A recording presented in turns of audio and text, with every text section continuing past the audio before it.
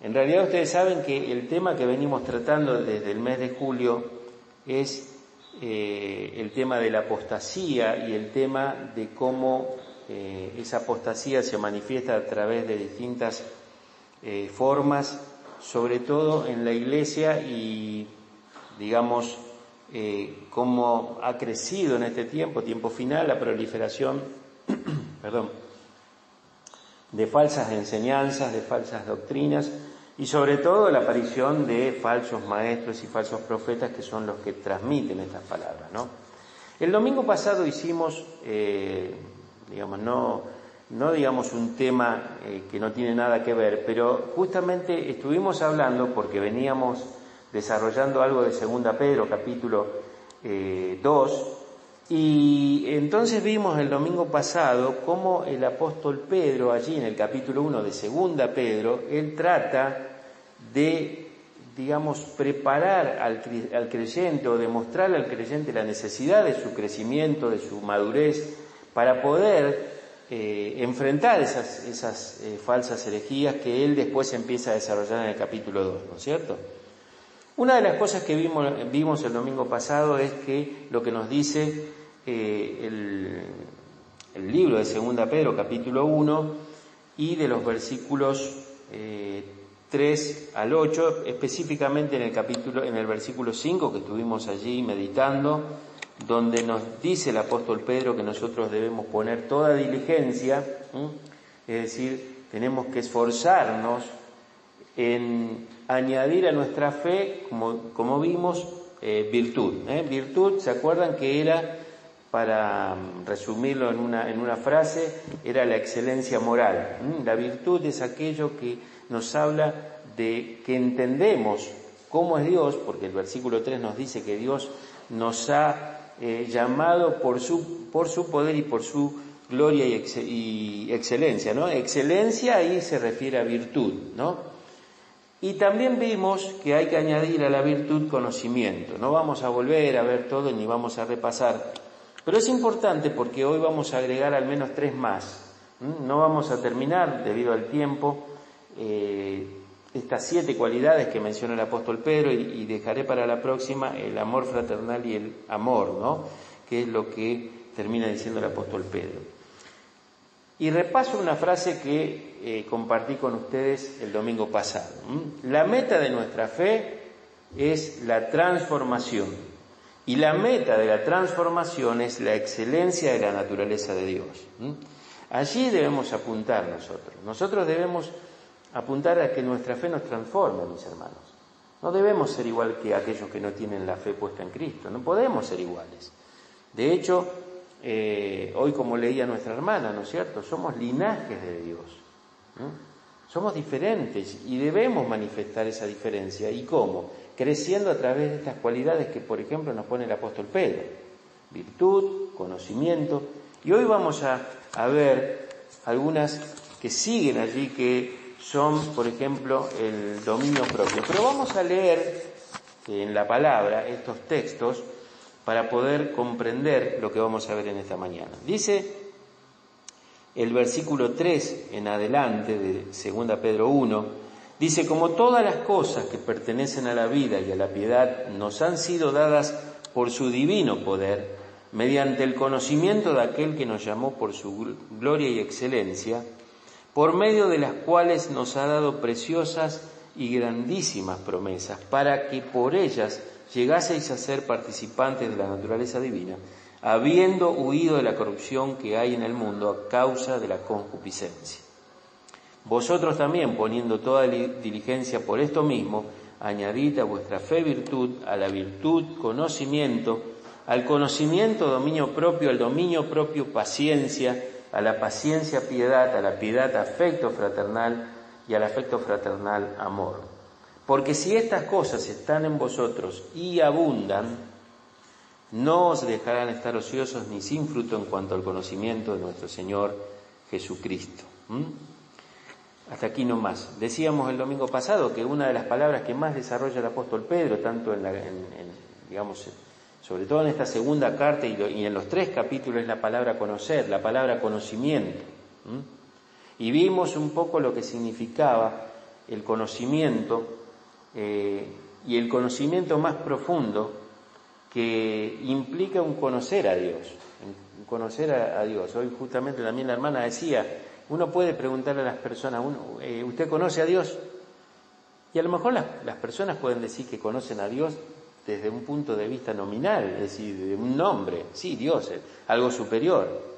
Nosotros podemos decir, conocemos a Dios porque creemos en la Biblia, creemos que Cristo es Dios, pero conocemos a Cristo, conocemos a Dios, es decir, nos relacionamos con Él, porque a veces pensamos, y otras veces lo hemos hablado, de que Dios es algo lejano, algo que, bueno, es de otra dimensión, es para el cielo. Y ustedes recuerdan que, por ejemplo, en Isaías 9 dice allí cómo se iba a llamar el Señor Jesucristo, y Él dice allí, llamará su nombre admirable, consejero, Dios fuerte, Padre eterno, príncipe de paz. Primero dice Dios fuerte y después dice Padre eterno. Es decir, es un Dios todopoderoso, pero es un Padre. Es alguien al cual nosotros podemos y debemos tener comunión, tenemos que tener relación con Él.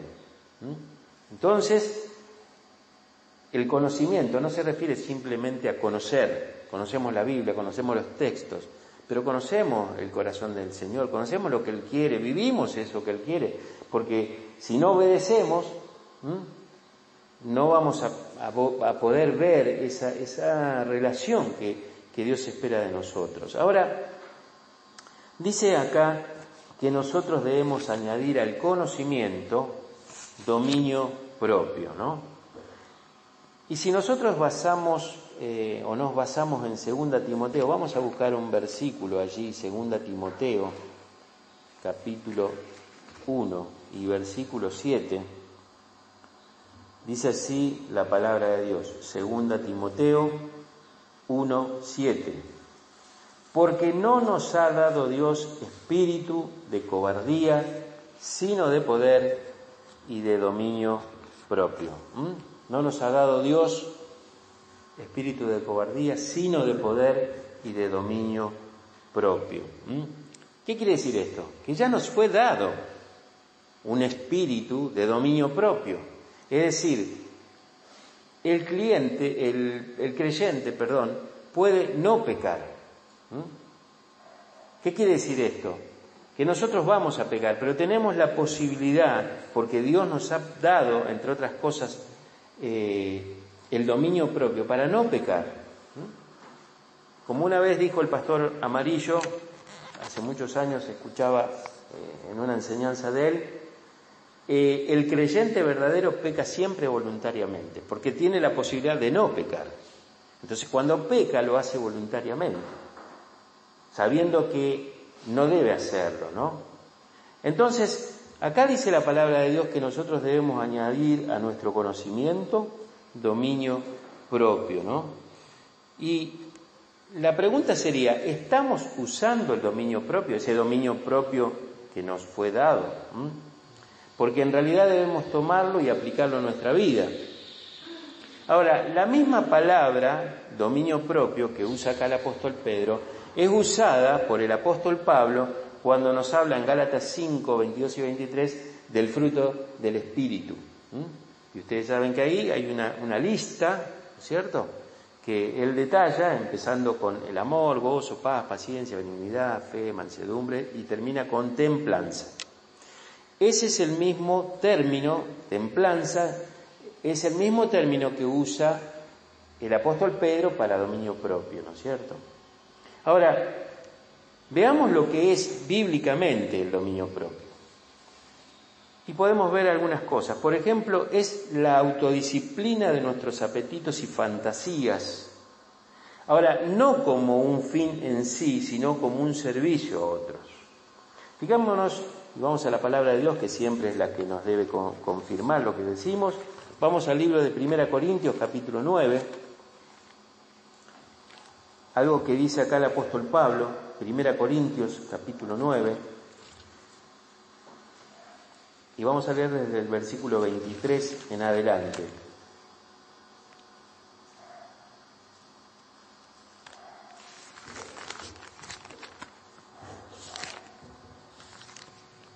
Dice así la palabra de Dios. Podemos leer el 24. ¿No sabéis que los que corren en el estadio, todos a la verdad corren, pero uno solo se lleva el premio? Corred de tal manera que lo obtengáis.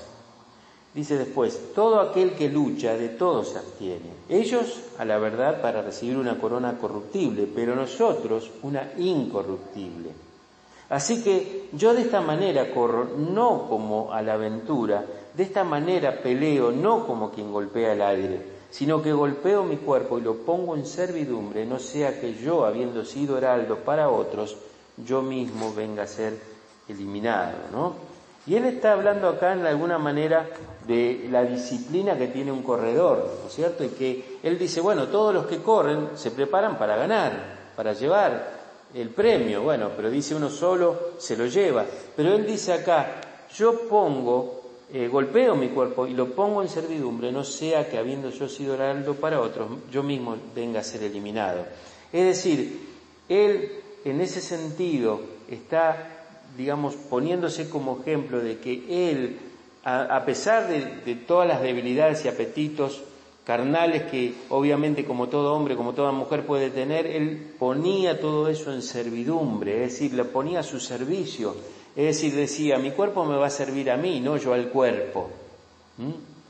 Y entonces eso habla de alguna forma de una autodisciplina que tenemos que hacer. No olvidemos, hermanos, que esto lo tenemos que agregar nosotros, porque cuando dice acá el apóstol Pedro, y ya lo vimos el domingo pasado, Dios ya nos ha dado su presencia, nos ha dado su poder y sus promesas, como hablan los versículos 2, 3 y 4. Entonces Pedro dice, bueno, sobre la base de la fe que es la que Dios da, porque la fe es un don de Dios, un regalo de Dios, por gracia sois salvos por medio de la fe, y esto no de vosotros, dice el apóstol Pablo, tenemos que añadir, es decir, tenemos que nosotros contribuir agregando a esa fe, que es la fe que salva, no hay otra forma de salvarse si no es por fe, pero nosotros tenemos que agregar para madurar a esa fe todo lo que estamos viendo, virtud, conocimiento y ahora dominio propio. Entonces esa autodisciplina tiene que venir de parte de nosotros.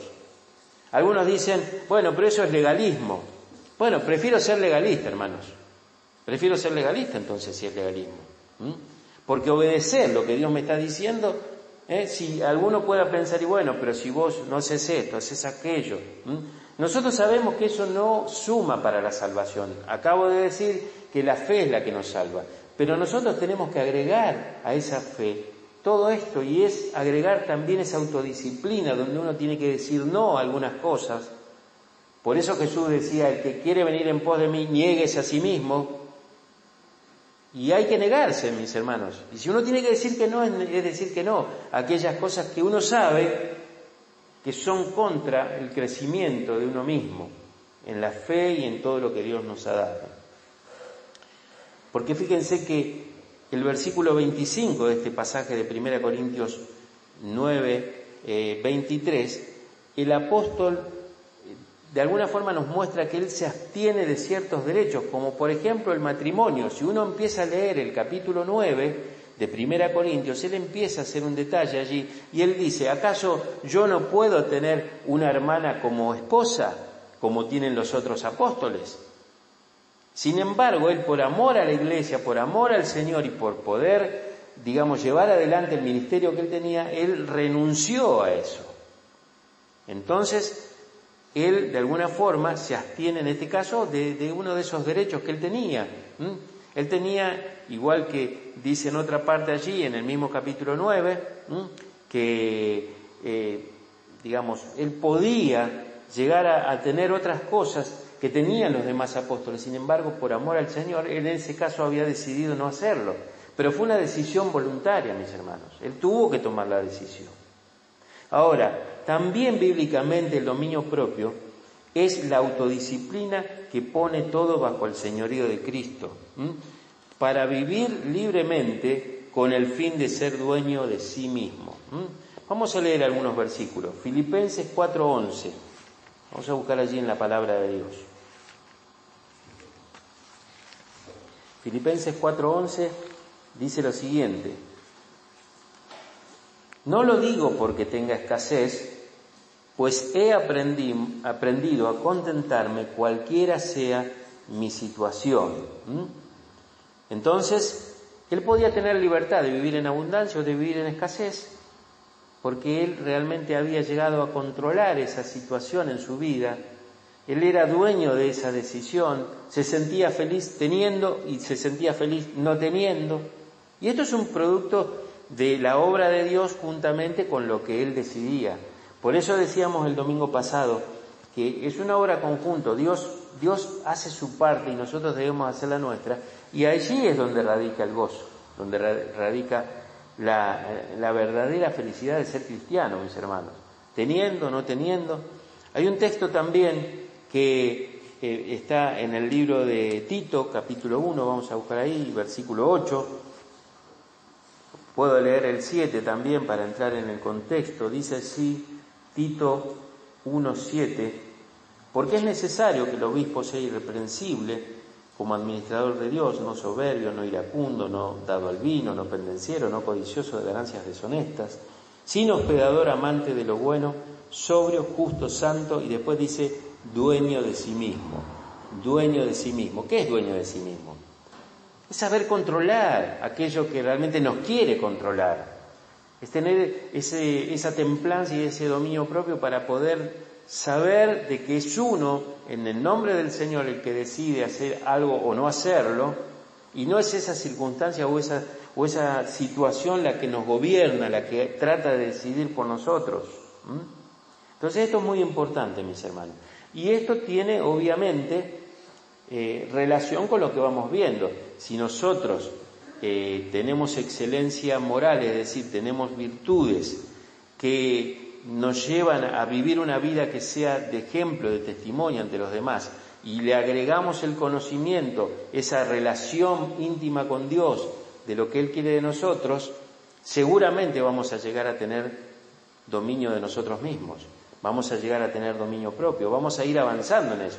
No digo que sea fácil, no digo que sea fácil, y por supuesto hay algunos que les cuesta más que a otros, como en todas las cosas, pero esta es, podríamos decir así, la fórmula que Pedro nos deja para poder no solamente ser maduros, sino no ser engañados por las falsas enseñanzas, mis hermanos. Donde estuvimos viendo, porque hace de julio que estamos estudiando esto, donde vimos cómo en muchos lugares se manipulan las emociones, los sentimientos y todo eso que forma parte de lo que justamente no enseña la palabra de Dios, porque acá me está diciendo que nada me debe controlar. Yo tengo que ser dueño de mí mismo. Ahora dice después que añadamos al dominio propio paciencia.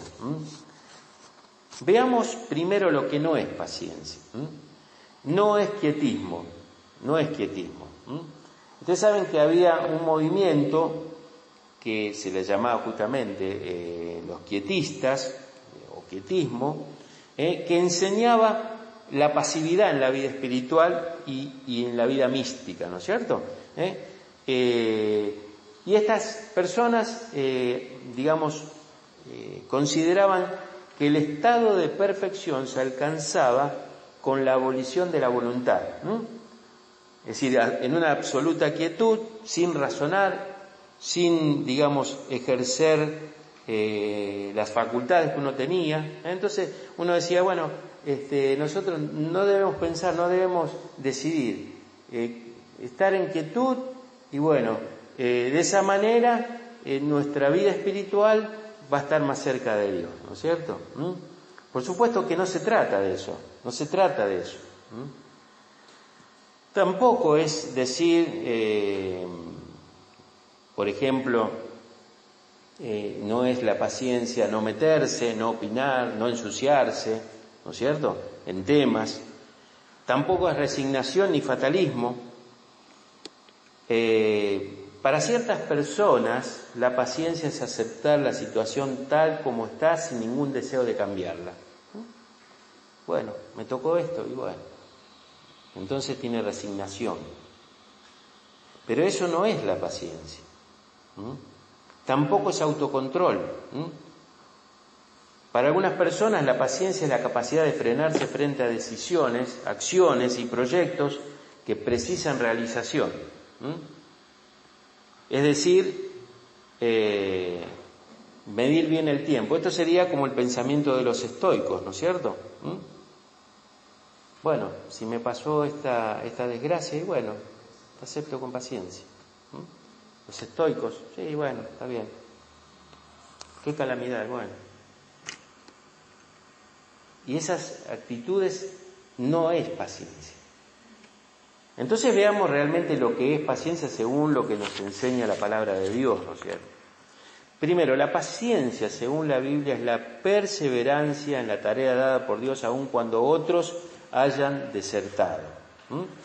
Lo vuelvo a decir. Estuvimos estudiando bastante sobre la paciencia el año pasado, aunque lo hacíamos en forma virtual, en alguna de los meses que tuvimos algunos lemas. Pero la paciencia, según la Biblia, es la perseverancia en la tarea dada por Dios aun cuando otros hayan desertado, ¿no? También la paciencia es aguardar sin ira ni enojo frente al mal que haga otro, con el fin de darle a la otra persona la oportunidad de arrepentirse, mejorar y crecer. La paciencia es aguardar, o sea, esperar sin ira y sin enojo frente al mal que haga el otro, con el fin de darle a la otra persona la oportunidad de arrepentirse, mejorar y crecer. Hay un texto muy conocido en 1 Corintios 13, que lo vamos a leer. 1 Corintios 13, por supuesto, 1 Corintios 13 nos habla todo sobre el amor, ¿no?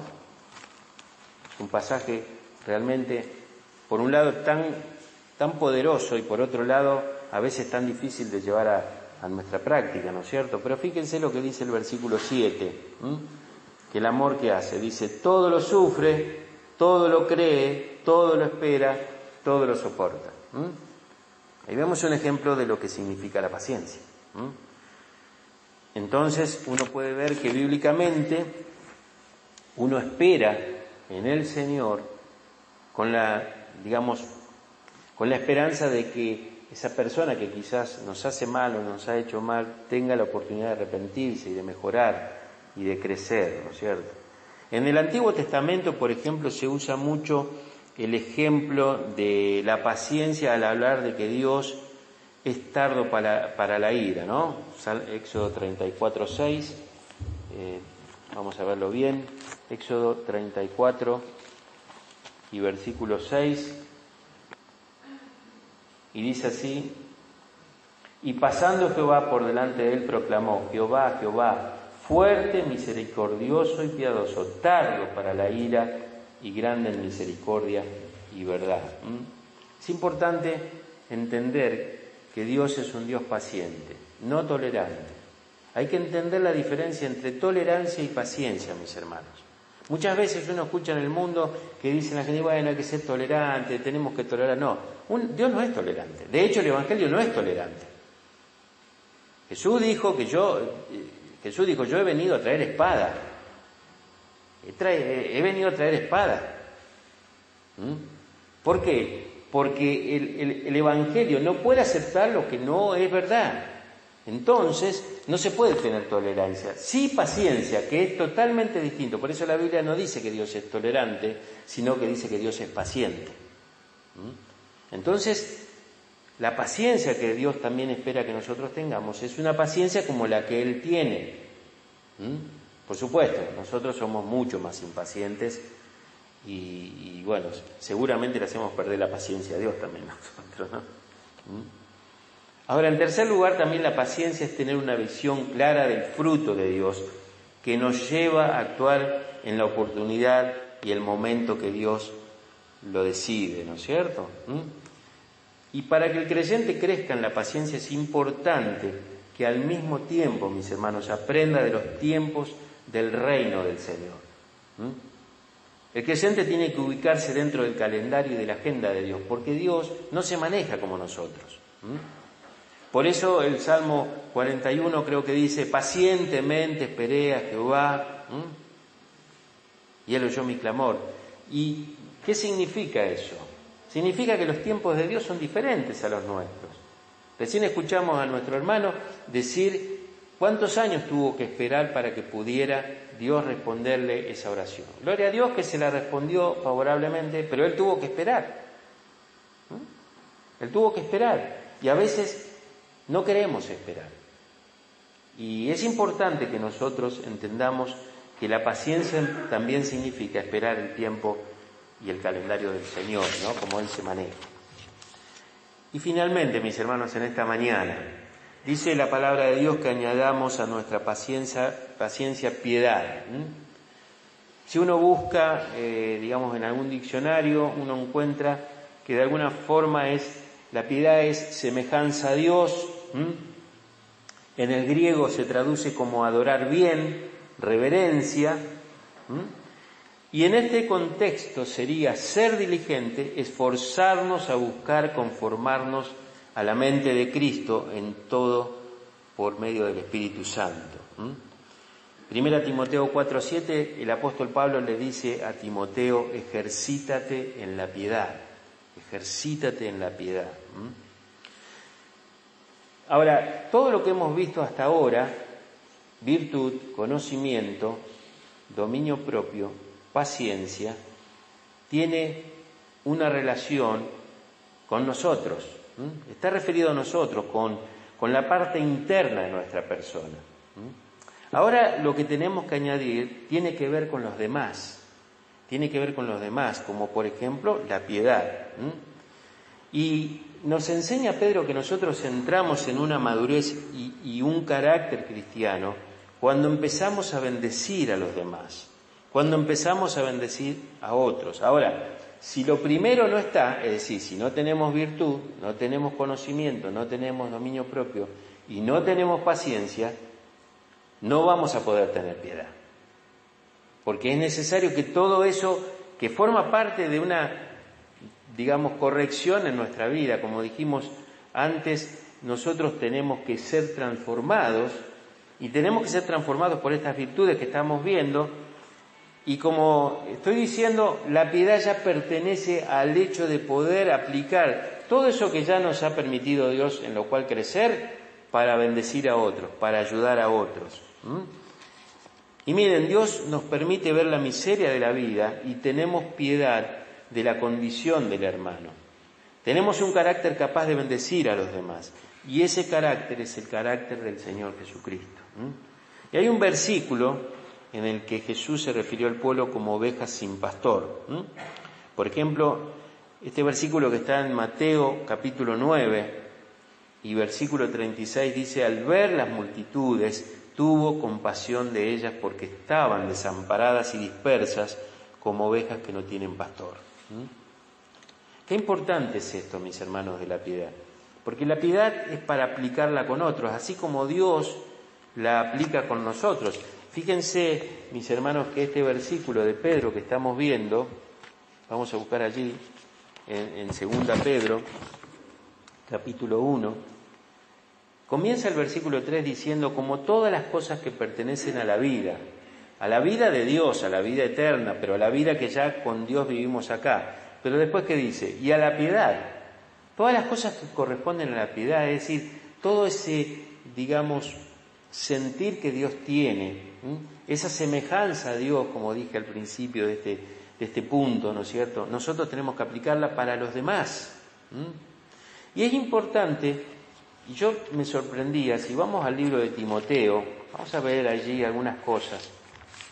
Hay una cantidad de textos que Pablo le dice a Timoteo referido a esto que son realmente llamativos y yo quisiera leer algunos para que realmente nos demos cuenta de la importancia de esto.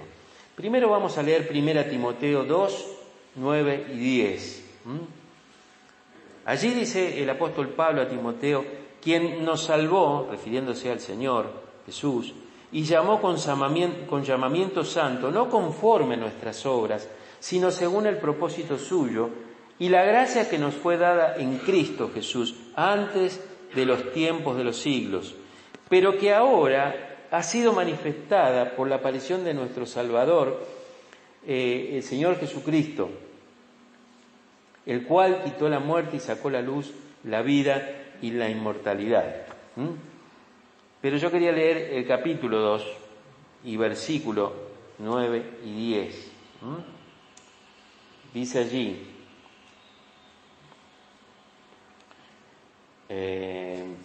Primera Timoteo, claro, estoy leyendo Segunda Timoteo, así no iba a dar nunca, ¿no? Tenemos tantas cartas que bueno. Vamos a Primera Timoteo 2, 9 y 10. Dice así la palabra de Dios. Asimismo, que las mujeres se atavíen con ropa decorosa, con pudor y modestia, no con peinado ostentoso, ni oro, ni perlas, ni vestidos costosos, sino con buenas obras, como corresponde a mujeres que profesan piedad.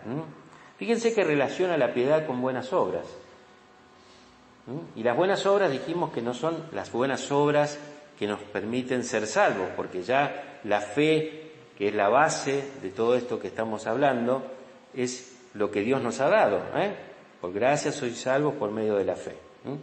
Ahora, dice acá Pablo a Timoteo que es necesario que esas obras se vean conforme a mujeres que profesan piedad. Es decir, que la piedad está relacionada con las obras que hacemos en bendición, en beneficio de los demás. Esa es la piedad, ¿no? Veamos el capítulo 4 de Primera Timoteo. Y fíjense lo que dice allí, el versículo 8. Porque el ejercicio corporal para poco es provechoso, pero la piedad para todo aprovecha, pues tiene promesa en esta vida presente y de la venidera. Dice acá que el ejercicio corporal, ir al gimnasio o hacerlo en casa, para poco es provechoso. No dice que no sirve, pero tiene poco provecho. Pero dice sí que la piedad para todo aprovecha. Por eso cuando uno está viviendo en este tipo de vida que Pedro nos propone aquí en Segunda Pedro, uno se da cuenta que va creciendo, va madurando cuando va poniendo en práctica las cosas. Dijimos el domingo pasado que la madurez es una vida de práctica. ¿Y cómo practicamos? Bueno, haciendo el bien a otros. Y en este caso, la piedad representa esa, digamos, cualidad por la cual nosotros bendecimos a los demás. A lo mejor nosotros no estamos pensando que cuando bendecimos a otros somos piadosos, pero Dios lo identifica como una persona piadosa. Esa persona piadosa es aquella que muestra por sus obras que realmente ama a Dios y ama a los demás. Capítulo 6 de Primera Timoteo, fíjense el versículo 3. Dice, si alguno enseña otra cosa y no se conforma a las sanas palabras de nuestro Señor Jesucristo y a la doctrina que es conforme a la piedad, está envanecido. Dice acá el apóstol Pablo, la doctrina que es conforme a la piedad. Es decir, es conforme, como estamos viendo, a aquella acción que nosotros tenemos para bendecir a otros, mis hermanos. Porque ese es el ejemplo que nos dio el Señor Jesucristo. ¿Qué nos dice la palabra de Dios? Que Él estuvo en esta tierra haciendo bienes y sanando a cuántas personas, ¿no? Y bueno, ese era el carácter piadoso del Señor Jesucristo. Leemos un texto más. Dice allí en el capítulo, vamos a 2 Timoteo, ahora sí, 2 Timoteo, capítulo 2.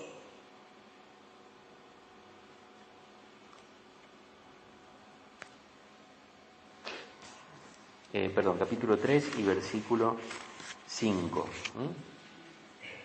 Y acá viene hablando de estos hombres falsos, estos falsos maestros. Dice, tendrán apariencia de piedad, pero negarán la eficacia de ella. A estos evita. Es decir, que justamente habrá una apariencia de piedad, una apariencia de bendecir a otros y de ayudar a otros, pero simplemente será una apariencia, ¿no?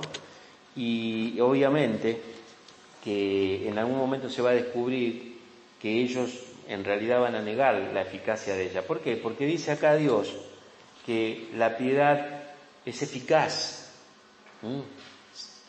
En estos hombres obviamente no va a ser eficaz, pero en el creyente verdadero es eficaz la piedad. Por eso dice el texto que leímos antes que tiene promesa para esta vida y la vida eterna, ¿no? Así que fíjense qué importante es la piedad. Bueno, mis hermanos, vamos a terminar aquí en esta mañana.